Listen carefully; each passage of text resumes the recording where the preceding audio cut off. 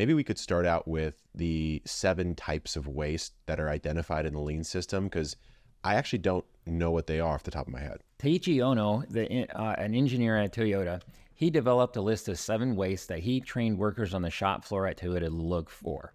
These were wastes that existed on Japanese rice farms. These rice farmers brought this thinking onto the shop floor. The most insidious waste in farming and in food in general is overproduction. Mm-hmm. Okay, and you've probably seen the estimates that up to half the food that's produced in this country is not ever eaten. And there's waste all along the chain, but certainly on farms and in gardens, we're often overproducing.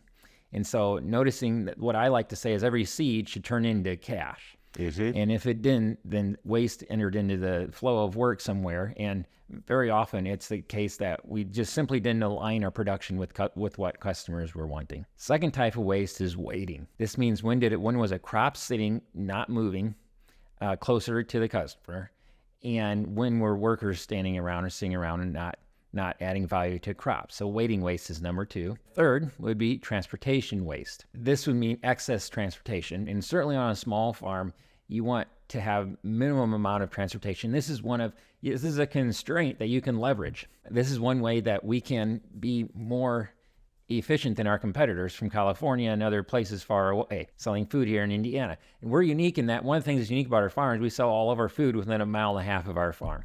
Mm-hmm. And in part, that's to eliminate transportation as much as we can, because we're not making money by driving food for miles and miles, but we make money getting into the hands of our customers. So we've developed relationships as close to our farm as we can.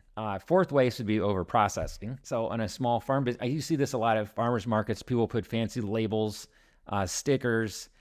We seem to like to wrap our food in plastic in this country. Yeah. And the reality is a lot of customers are happy just to grab apples out of a big bushel basket, to grab tomatoes out of an open quart. They don't need fancy packaging, nor do they want it, especially if they can see the farmer who grew the food. Next would be waste of motion. And simply put, when are you walking around too much? And hope we'll have time to get to the 5S system tool, which is about organizing tools and storing tools to minimize wasted motion on a farm. Next would be a defect.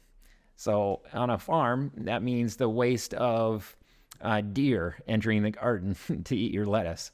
Waste that we suffered from last season. From the point at which you seeded the crop to harvest, that it became defective as a type of waste.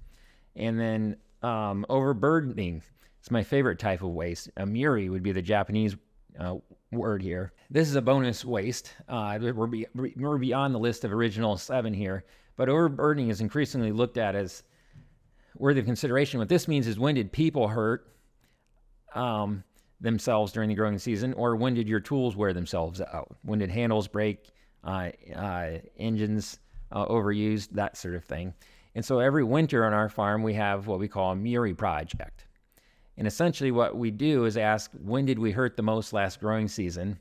What was our peak stress point, and how could we alleviate that through a project over the winter? They can be small projects, but the idea is that every year your farming should get easier to do, not more difficult. Watch the full episode right here and subscribe for more new episodes every single week.